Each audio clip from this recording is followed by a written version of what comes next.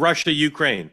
Big news yesterday, 104. Russia used again, I believe for the second time, at least the second known time, this supersonic weapon that represents an escalation. Russia appears to use nuclear-capable missile, and Ukraine have confirmed the use of the missile would be an ominous threat to Ukraine and its Western allies. This is a missile that can carry both conventional and nuclear warheads, and it's part of Russia's happening at the same time as Russia is using rhetoric to suggest that they reject the outlines, at least, of what the U.S. and Europe and Ukraine have agreed to regarding forces that would be somehow involved in a set of security guarantees for the Ukrainians. Polymarket this, our colleagues at Polymarket, our partners, asking what are the chances of a ceasefire this year, 118, at a time when, again, there's progress with Europe, U.S., and Ukraine, but Russia seems standoffish. Here's the Polymarket. 45% chance, according to Polymarket bettors, that there'll be a ceasefire this year. So, Kevin, are you, as the week closes here, are you bullish or bearish on the prospects of a deal? I don't think it's going to happen. And again, you saw this missile launch mostly because you saw France and the UK agreed to have boots on the ground and to build bases in Ukraine in terms of these security guarantees. So this is something, obviously it's a non-starter for Moscow with that, and that's why you saw that missile launch.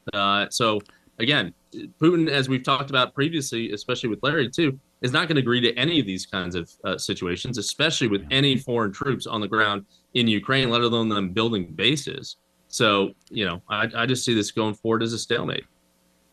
Larry, Senator Graham claimed, but this is like a game of telephone, that the president has signed off on doing the sanctions bill next week.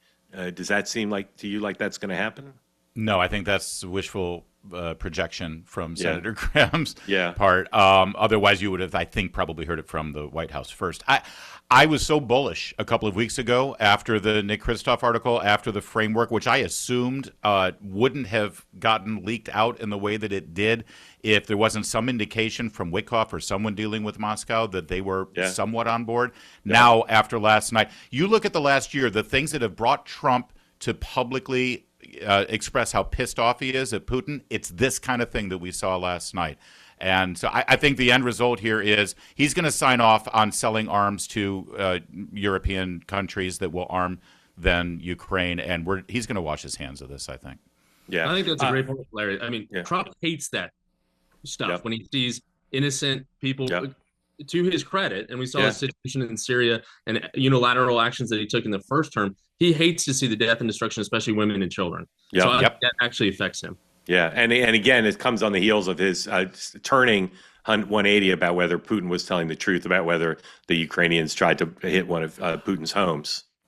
I do wonder, real fast, that stunning image yesterday of the U.S. Was it yesterday or 2 days ago? It all is a blur. Commandeering that Venezuelan tanker with Russian ships just sitting there neutered. The Russian submarine watching as U.S. forces took back that Venezuelan tanker. One wonders if this is just Putin, sort of reflexively wanting to flex, but really won't come to anything else. He wanted to show some of his, his testosterone or something.